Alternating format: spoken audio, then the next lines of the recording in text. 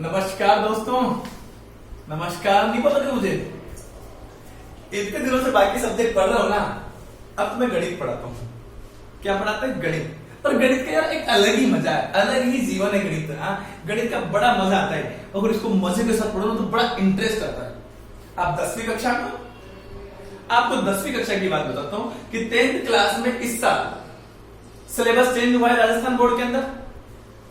जो पुराना सीबीएसई का सिलेबस था वही सिलेबस लागू कर दिया है।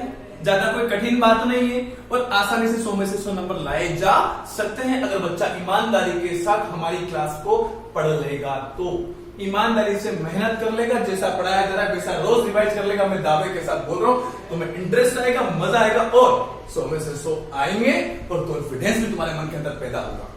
आपको बता दूं, नए सिलेबस के हिसाब से 10वीं कक्षा के अंदर कुल 15 चैप्टर है। कितने चैप्टर हैं? 15। उसमें से एक चैप्टर ऐसा है वृत्त, जो करीबन 3 या 4 चैप्टर के अंदर काम आता है। एक तो 10वां चैप्टर सर्किल वृत्त, एक 12वां चैप्टर वृत्त से संबंधित क्षेत्रफल, एक 13वां चैप्टर है जिसके अंदर पृष्ठीय क्षेत्रफल आते हैं और आयतन आता है। तो उसमें बेलन और शंकु, गोले, इनसे रिलेटेड बातें आती है, तो वहां पे वृत्त का यूज किया जाता है। ठीक है। स्पर्श रेखा वाला चैप्टर है, वहां पे भी वृत्त का यूज किया जाता है क्योंकि स्पर्श रेखा वृत्त के अंदर बनती है। तो ये कहीं ज्यादा इंपॉर्टेंट चैप्टर है और थोड़ा सा बच्चों को परेशान भी करता है। बच्चों के लिए मुसीबत का कारण भी ये वृत्त बना हुआ है। तो इस मुसीबत को हम दूर करना चाहते हैं और इस मुसीबत को हम ताकत बनाना चाहते हैं। इसलिए आज जो अपन पहला चैप्टर पढ़ेंगे इसी वृत्त से रिलेटेड पढ़ेंगे। तो अपन जो पहला चैप्टर स्टार्ट करेंगे वो चैप्टर होगा चैप्टर नंबर 12, प्रश्नावली 12, वृत्त से संबंधित क्षेत्रफल। वृत्त से संबंधित क्षेत्रफल की बात करेंगे। अब सबसे पहले वृत्त से संबंधित क्षेत्रफल की बात करें तो चैप्टर के अंदर, प्रश्नावली के अंदर नाम आता है वृत्त का। तो बच्चे के दिमाग में पहला क्वेश्चन उठता है कि सर वृत्त क्या होता है। आपके दिमाग में पहला होता है कि सर वृत्त बोलते किसको, वृत्त है क्या, वृत्त क्या होगा। तो ऐसे एक छोटी सी बात मैं आपको बताता हूं कि एक बार मैं एक राव आईआईटी कोचिंग है अपने कोटा के अंदर, तो वहां के एक सर थे, उनके सर का मैं डेमो ले रहा था। और वो डेमो के अंदर जब डेमो देने आए तो उन्होंने मेरे से कहा कि सर मैं आज बच्चों को प्री फाउंडेशन की तैयारी करवाऊंगा जिसके अंदर पहला चैप्टर वृत्त से संबंधित क्षेत्रफल पढ़ाऊंगा। ठीक है, पढ़ाइए। और वृत्त से संबंधित क्षेत्रफल पढ़ाऊंगा तो उसका पहला टॉपिक जो मैं पढ़ाने जा रहा हूं वो टॉपिक है वृत्त। अब जैसे वृत्त लिखा उन्होंने तो आपके दिमाग में भी जो क्वेश्चन आया था वही क्वेश्चन मेरे दिमाग में आ गया और मैंने उनसे पूछ लिया कि सर वृत्त क्या होता है। जैसे आपके मन में जिज्ञासा है कि आप मुझसे पूछना चाहते हो कि सर वृत्त क्या होता है, वृत्त की परिभाषा क्या होगी, वृत्त बोलते किसको है, हमें बताइए उसे, वृत्त कहां बनता है। ये क्वेश्चन आपके दिमाग में आ रहे हैं। ये क्वेश्चन मैंने जनरली सर से पूछ लिया कि सर वृत्त क्या होता है। सर ने मुझे जवाब दिया कि सर लड़की जो चूड़ी पहनती है उसको वृत्त कहते हैं। सर ने जवाब दिया कि सर लड़की जो चूड़ी पहनती है उसको वृत्त कहते हैं। मैंने उनको कहा कि सर उसको तो वलय कहते हैं। क्या कहते हैं बेटा? वलय। सर ने कहा सर कॉइन जो होता है, सिक्का जो होता है, वहां 10 रुपए का सिक्का, 5 रुपए का सिक्का, 2 रुपए का सिक्का, वो सिक्का वृत्त होता है। मैंने कहा वो तो चकती होती है। क्या होती है? चकती होती है। फिर सर ने कहा कि सर वृत्त गोल होता है। मैंने कहा गोल तो पृथ्वी है और उसको तो हम गोला कहते हैं, उसको तो हम गोला कहते हैं, वृत्त नहीं कहते। फिर सर ने लास्ट में हार कर ऐसा कहा कि सर वृत्त ऐसा होता है, सर वृत्त ऐसा होता है। मैंने कहा हमारे द्वारा पढ़ाया गया 8वीं कक्षा का बच्चा इस बात को जानता है कि वृत्त ऐसा होता है। क्योंकि बच्चे को 8वीं कक्षा में सिखा दिया जाता है वृत्त ऐसा होता है और ये वृत्त का केंद्र होता है, ये वृत्त की त्रिज्या होती है जिसको R से रिप्रेजेंट करते हैं। मैंने कहा सर परिभाषा क्या है, आप बच्चों को एक्सप्लेन कैसे करोगे, समझाओगे कैसे कि वृत्त क्या होता है। पहली काम की बात तो ये है, आपके दिमाग में भी शायद यही बात आती होगी, आपको भी लोगों ने जो पढ़ाया होगा, जब बाकी टीचर्स ने पढ़ाया वही यही पढ़ाया होगा, ये वृत्त होता है, ये वृत्त का केंद्र होता है, ये वृत्त की त्रिज्या होती है, ये वृत्त की परिधि होती है। लेकिन वृत्त की परिभाषा है क्या यार, वृत्त की परिभाषा क्या होगी, वृत्त बनता कहां है, ये क्वेश्चन दिमाग में आता ही रहता है, आता है। तो मैंने कहा आपको बताता हूं कि वृत्त बोलते किसको, वृत्त कहां बनता है। वृत्त एक द्विविमीय आकृति होती है, सिर्फ आकृति होती है। वृत्त क्या होती है? एक आकृति होती है। और क्या होती है? द्विविमीय आकृति। द्विविमीय मतलब किसी प्लेन के अंदर, किसी सरफेस के अंदर बनाई जाने वाली, कोई समतल के अंदर, ये कोई समतल बोर्ड है कि नहीं, तो इस समतल बोर्ड के अंदर रिप्रेजेंट करने वाली, दिखाई जा सकने वाली आकृति क्या होती है? द्विविमीय आकृति होती है। जैसे कि एक आयत की बात करते हो तो आयत भी क्या एक द्विविमीय आकृति है। कैसी आकृति है? एक द्विविमीय आकृति, जिसको कहां बनाया जाता है? किसी समतल के अंदर बनाया जाता है। कहां बनाया जाता है बेटा? समतल के अंदर बनाया जाता है। क्लियर बात है?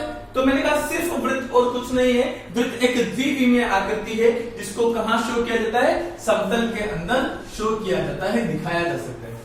अच्छा, द्विविमीय क्या होता है और त्रिविमीय क्या होता है? इसके अंदर अंतर क्या है? एक त्रिविमीय आकृति होती है। जैसे मैं हूं तो मैं त्रिविमीय हूं। त्रिविमीय कैसे? कि आप मुझे तीनों साइड से देख सकते हो, चारों तरफ से देख सकते हो, क्योंकि मेरी लंबाई भी है, मेरी चौड़ाई भी है, मेरी ऊंचाई भी है, तो मैं त्रिविमीय हो गया।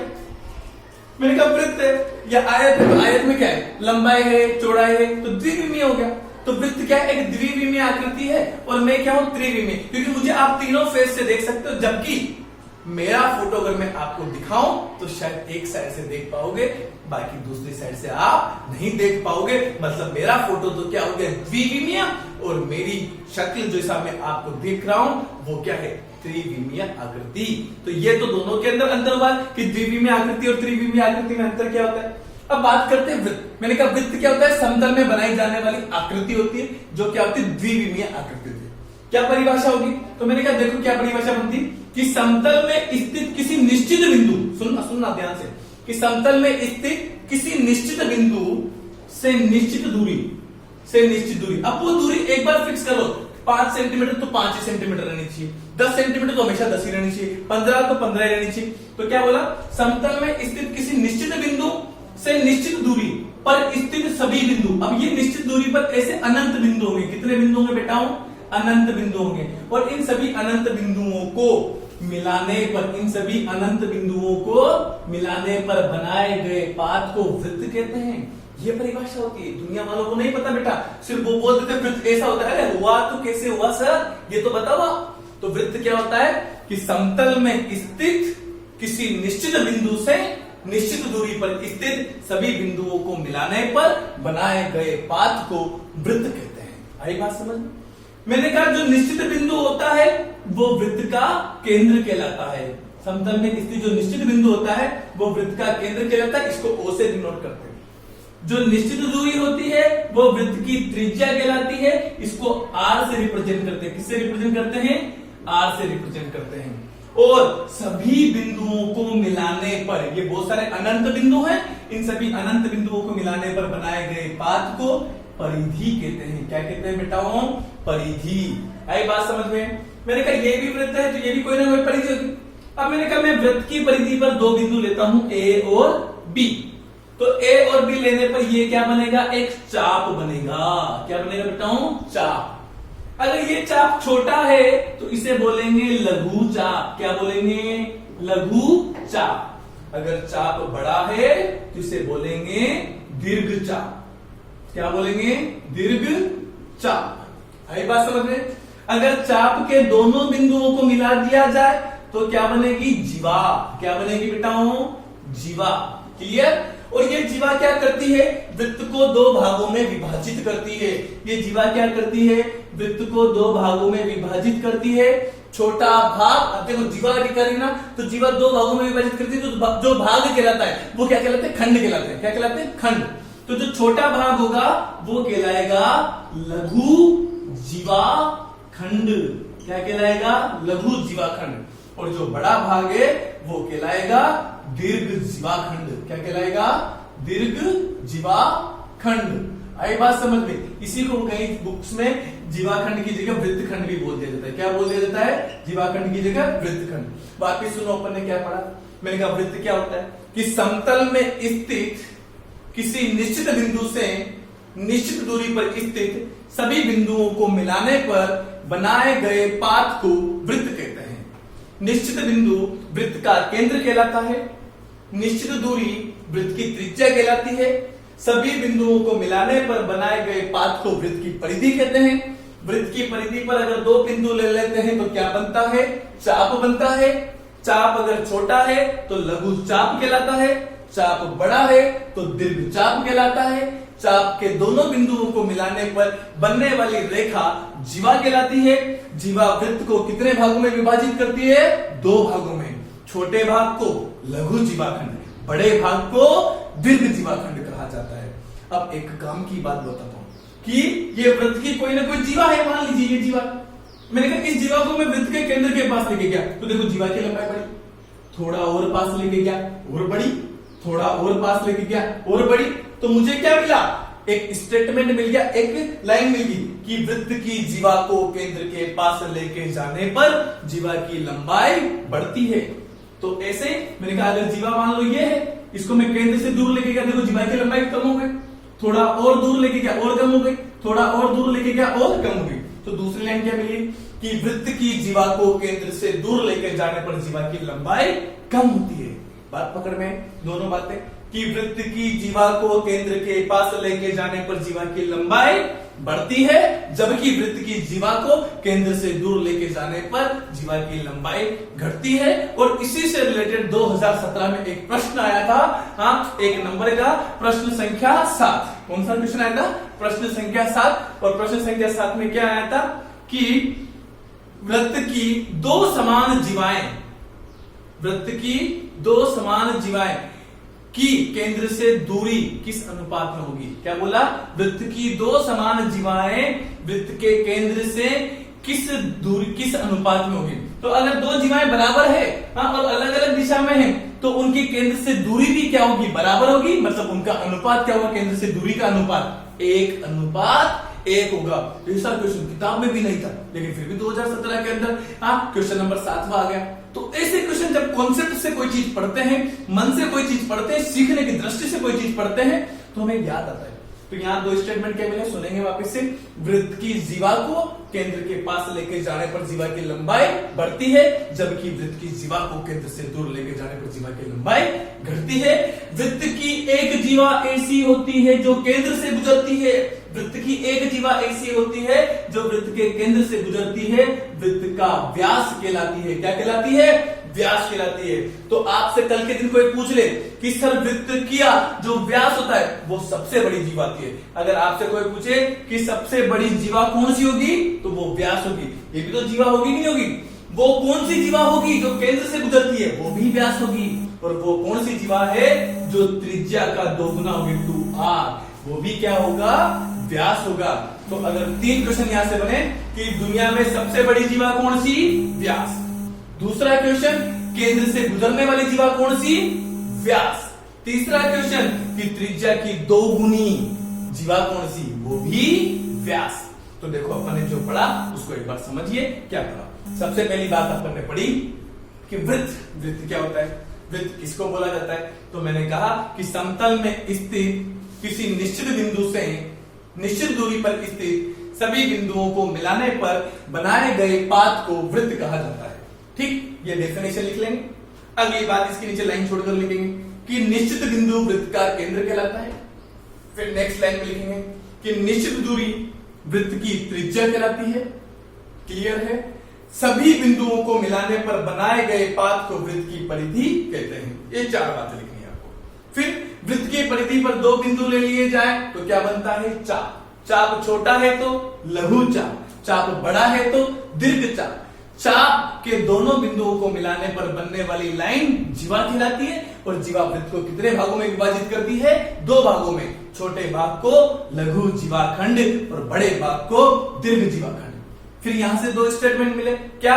कि वृत्त की जीवा को केंद्र के पास ले जाने पर जीवा की लंबाई बढ़ती है, जबकि वृत्त की जीवा को केंद्र से दूर लेके जाने पर जीवा की लंबाई घटती है। आई बात समझ में? एक जीवा ऐसी होती है जो वृत्त के केंद्र से गुजरती है, वृत्त की सबसे बड़ी जीवा व्यास कहलाती है। तो आपसे कोई पूछे कि वृत्त की सबसे बड़ी जीवा कौन सी होगी, तो वृत्त का व्यास। आपसे कोई पूछे कि वो कौन सी जीवा होगी जो केंद्र से गुजरती है, तो वो व्यास होगी। वो कौन सी जीवा है जो त्रिज्या का 2 गुना होती है, वो भी क्या होगा? वृत्त का व्यास। अब यहां से अपने को क्या क्या मिला? पहली बात तो आपको एक सूत्र मिला। क्या मिला? कि वृत्त का व्यास क्या होता है? 2 × r। तो व्यास बराबर तो व्यास क्या होगा? 2 × त्रिज्या। त्रिज्या का 2 गुना क्या होता है? व्यास होता है। मतलब व्यास को अपन इंग्लिश में डायामीटर बोलते हैं। तो डायामीटर को रिप्रेजेंट करेंगे d से। तो d बराबर आप क्या लिख सकते हो? 2r। नंबर 2, वृत्त की परिधि। वृत्त की परिधि, परिधि क्या होगी? तो वृत्त की परिधि होगी बेटा 2 पाई r, वृत्त की परिधि क्या होगी? 2 पाई r। नंबर 3 आता है बेटा परिमाप, परिमाप। अब किसी भी आकृति का परिमाप क्या होता है कि उसकी बाउंड्री, बाहरी आवरण जो होता है, हाँ, उसका योग क्या कहलाता है? परिमाप कहलाता है। जैसे कि आयत है, तो मैंने कहा अगर आपसे कोई पूछा आयत का परिमाप क्या होता है? ये लंबाई है, ये चौड़ाई है, ये लंबाई है, ये चौड़ाई है। इन दोनों को ऐड करेंगे तो लंबाई प्लस लंबाई 2 लंबाई, चौड़ाई प्लस चौड़ाई 2 चौड़ाई। तो देखो क्या आ गया?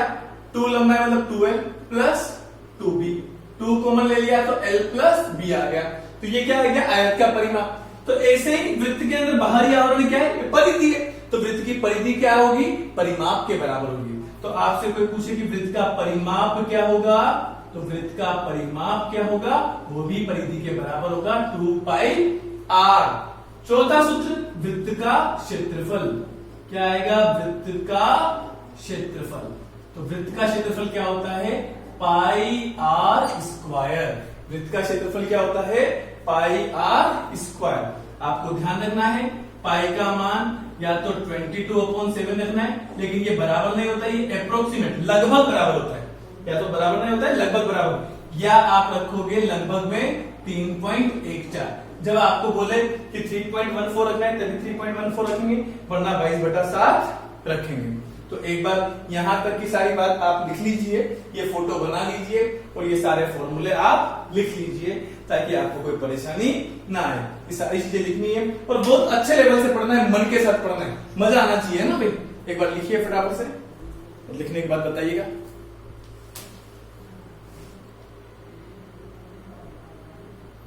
लिख लीजिए वे फटाफट से, ठीक है।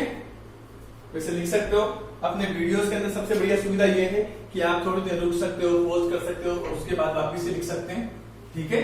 अगली बात अपन इसी चैप्टर के अंदर अगला टॉपिक जो पढ़ेंगे वो पढ़ेंगे त्रिज्य खंड। क्या पढ़ेंगे बेटाओ? त्रिज्य खंड, है ना भाई? तो ध्यान से सुनेंगे। यहां तक की सारी बातें क्लियर है, सारी चीजें समझ में आ गई ना आपको? कोई परेशानी तो नहीं है? तो नेक्स्ट टॉपिक जो है हमारे पास, पहले फॉर्मूले सारे पक्के कर लेते हैं ना। त्रिज्य खंड। अब देखो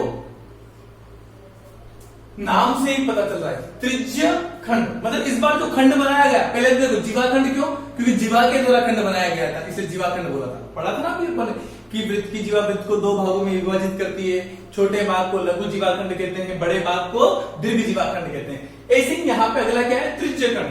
तो मैंने कहा ये वृत्त और ये वृत्त का केंद्र O हो गया। अब वृत्त की त्रिज्या, ये भी त्रिज्या और ये भी त्रिज्या। वृत्त, एक वृत्त के अंदर जितनी भी त्रिज्या बनती है दोनों बराबर लंबाई की होती है। और ये क्या होता है? वृत्त का चाप, ये A और ये B। तो वृत्त के चाप और त्रिज्या के द्वारा बनाए गए पाथ को, वृत्त की दोनों त्रिज्या और चाप से बनाए गए खंड को क्या कहते हैं? त्रिज्य खंड कहते हैं। क्या कहते हैं बेटाओ? त्रिज्य खंड। और अगर त्रिज्य खंड छोटा है तो इसको क्या बोलेंगे? लघु त्रिज्य खंड बोलेंगे। क्या बोलेंगे? लघु त्रिज्य खंड बोलेंगे। अगर त्रिज्य खंड बड़ा है तो इसको क्या बोलेंगे? दीर्घ त्रिज्य खंड बोलेंगे। क्या बोलेंगे? दीर्घ त्रिज्य खंड। काम की बात समझ में? अब देखो यहाँ 2 त्रिज्या होते हैं, तो इन दोनों त्रिज्याओं के बीच में कोई ना कोई कोण बनता है और वो कोण मान लेते हैं अपन थीटा। इस कोण को किसके नाम से जानते हैं? थीटा के नाम से जानते हैं। वो एंगल क्या है? थीटा है, ठीक है। दोनों रेडियस के बीच में, दोनों त्रिज्याओं के बीच में, क्लियर। अब ये लघु त्रिज्य खंड होगा, दीर्घ त्रिज्य खंड होगा, क्या होगा? ये किसके ऊपर डिपेंड करता है? इस कोण के ऊपर डिपेंड करता है। किसके ऊपर डिपेंड करता है? कोण के ऊपर। कि अगर इस कोण का मान, थीटा का मान 180 डिग्री से छोटा है तो क्या बनेगा? लघु त्रिज्य खंड बनेगा। क्या बनेगा? लघु त्रिज्य खंड बनेगा। नंबर 2, थीटा का मान 180 डिग्री से छोटा है तो ये क्या बनेगा? दीर्घ त्रिज्य खंड बनेगा। दीर्घ त्रिज्य खंड बनेगा। थीटा का मान अगर 180 डिग्री के बराबर आ जाए तो अर्धवृत्त बनता है। क्या बनता है बेटा? अर्धवृत्त बनता है। और नंबर 4, थीटा का मान अगर 90 डिग्री के बराबर आ जाए तो उसको बनता है चतुर्थांश। क्या बनता है? चतुर्थांश। आई बात समझ में? क्लियर है? तो इस 4 केस है कि अगर दोनों त्रिज्याओं के बीच में बनने वाले कोण का मान क्या होता है 180 डिग्री से छोटा तो लघु त्रिज्यक। दोनों त्रिज्याओं के बीच में बनने वाले कोण का मान अगर 180 डिग्री से बड़ा तो दीर्घ त्रिज्यक। अगर दोनों त्रिज्याओं के बीच में बनने वाले कोण का मान 180 डिग्री के बराबर तो अर्धवृत्त, और दोनों त्रिज्याओं के बीच में बनने वाले कोण का मान 90 डिग्री होता है तो चतुर्थांश कहलाता है। अब बात करते हैं अपन कि त्रिज्य खंड के क्षेत्रफल की, और ये क्या है? त्रिज्य खंड के चाप। तो इस चाप की भी कोई ना कोई लंबाई होती है, तो ये क्या कहलाती है? चाप की लंबाई कहलाती है। क्या कहलाती है? चाप की लंबाई। अच्छा, मुझे एक छोटी सी बात बताना कि मान लीजिए कि ये कोई बिंदु है और इस बिंदु से मैंने r दूरी पर एक चक्कर काटना स्टार्ट किया तो ये वृत्त बन गया। तो इस वृत्त के केंद्र पर कितने डिग्री का कोण बनता है? तो ये हमेशा वृत्त के केंद्र पर बनने वाला कोण कितना होता है? 360 डिग्री होता है, क्योंकि एक पूरा चक्कर लगेगा। एक पूरा चक्कर काटने में कितने डिग्री का कोण बनता है? 360 डिग्री का कोण बनता है। क्लियर है?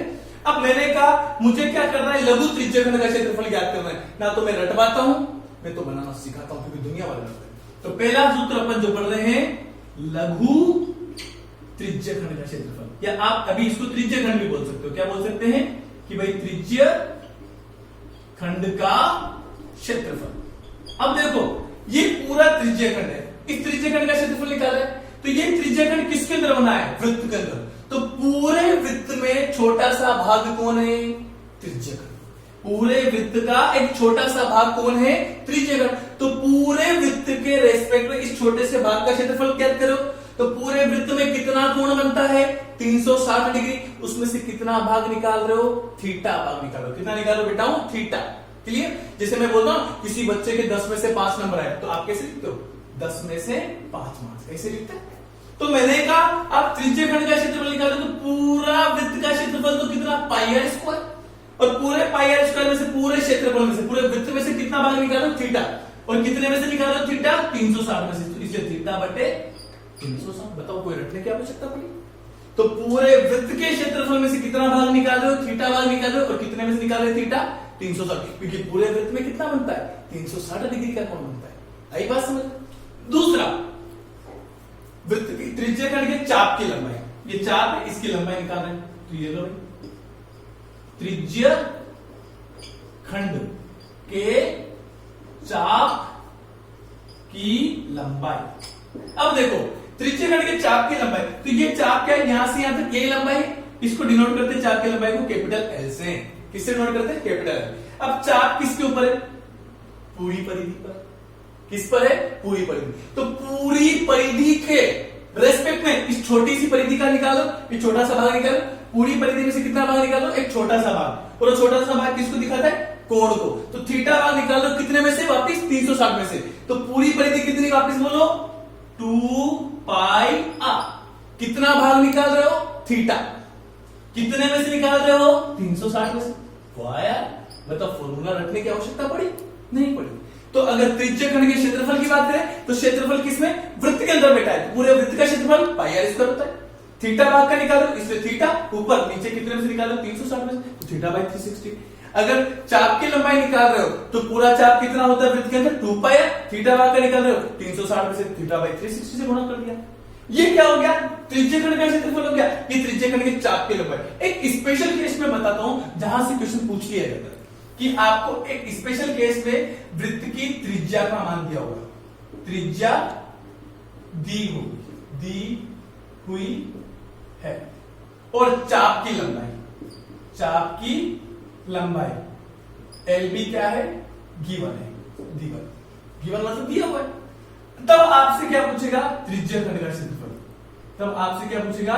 त्रिज्य खंड का क्षेत्रफल पूछेगा। तो मैंने कहा अगर आपको वृत्त की त्रिज्या दी हुई है और चाप की लंबाई एल दी हुई है तो आपके त्रिज्य खंड का क्षेत्रफल क्या होगा? 1/2 l into r. L into r मतलब चाप की लंबाई एल और इंटू आर। सर आप बोलोगे सर ये तो रटवा दिया आपने। मैंने कहा कहां रटवा दिया? मैंने कहा मैं प्रूफ कर देता हूं कि ये हाफ एल इंटू आर, जो आधा एल इंटू आर है वो पाई आर स्क्वायर इंटू थीटा को 360 के बराबर। सर प्रूफ करो, मजा नहीं आएगा। मैंने कहा देखो 1/2 की जगह 1/2। एल का मान कितना है?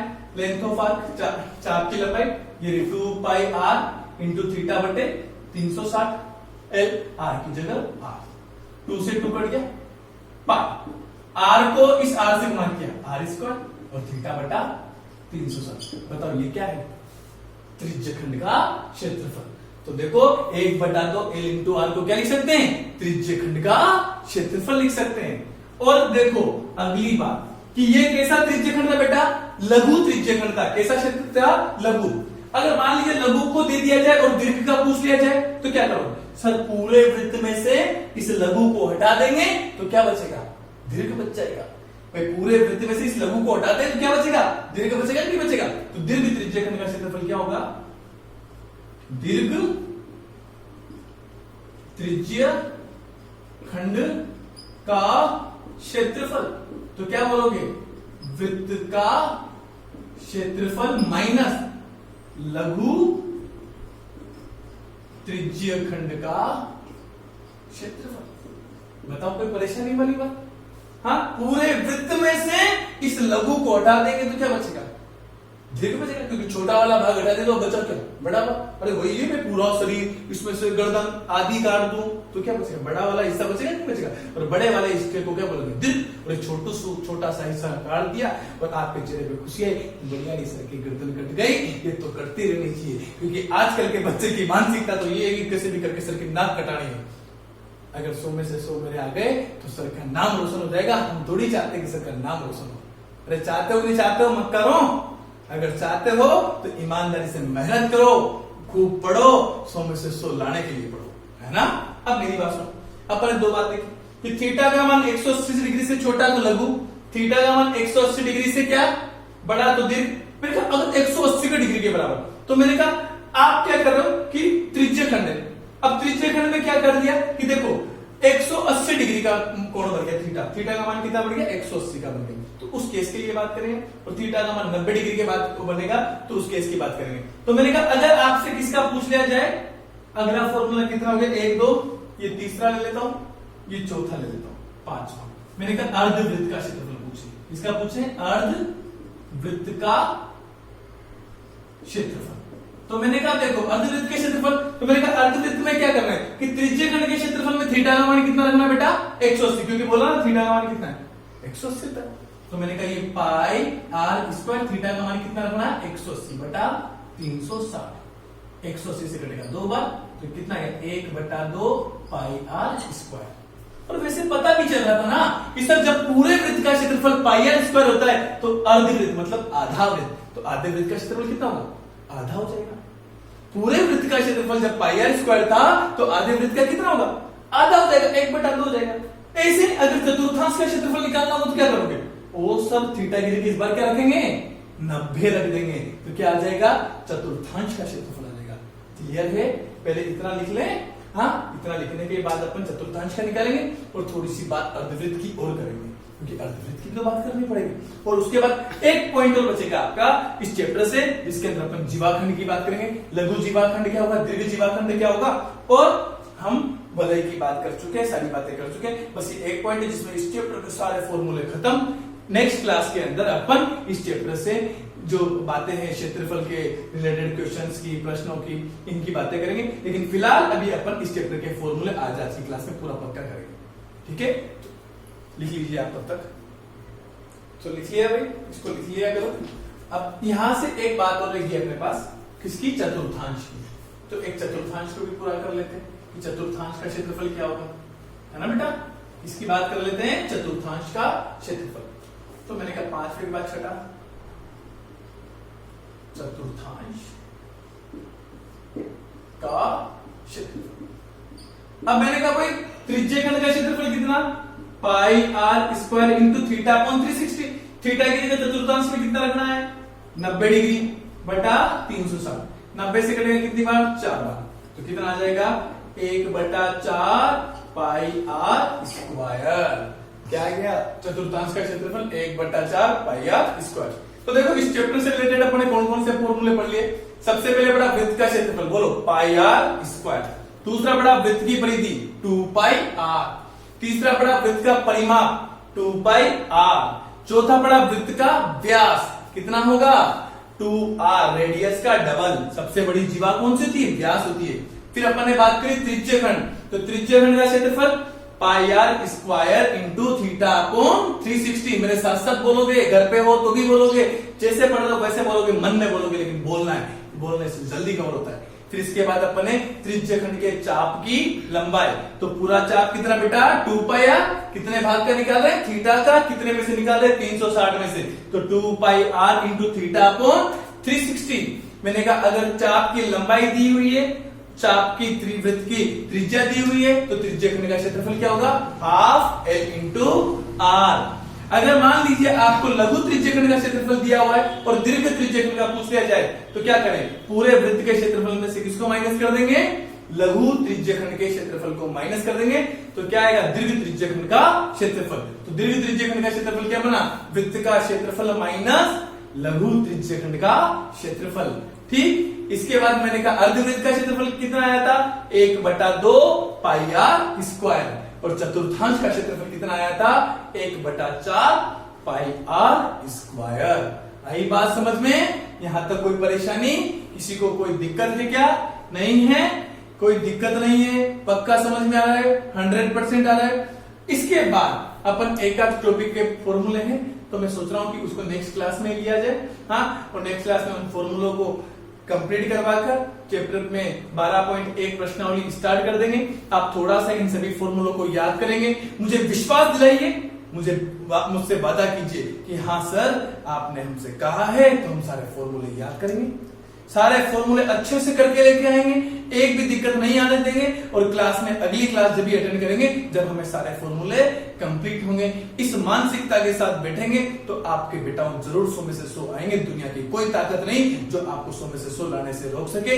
ये 15, 20, 30 मिनट की वीडियो है, हाँ, अगर आप 10 मिनट भी घर पे जाके ईमानदारी से रिवाइज कर लोगे ना, तो मैं दावे के साथ बोल रहा हूं आपको सब कुछ आ जाएगा। लिखना वगैरह सारी चीजें मैंने आपको समय दिया है, सब कुछ किया है, जैसे ऑफलाइन क्लास पढ़ते हैं वैसा मैंने व्यवहार आपके साथ किया, जैसे ऑफलाइन में पढ़ाते हैं सेम उसी पैटर्न में पढ़ा रहा हूं। बाकी हंसते रहिए, मुस्कुराते रहिए, देखते रहिए मैथमेटिक्स का show. Okay then, nice meeting you.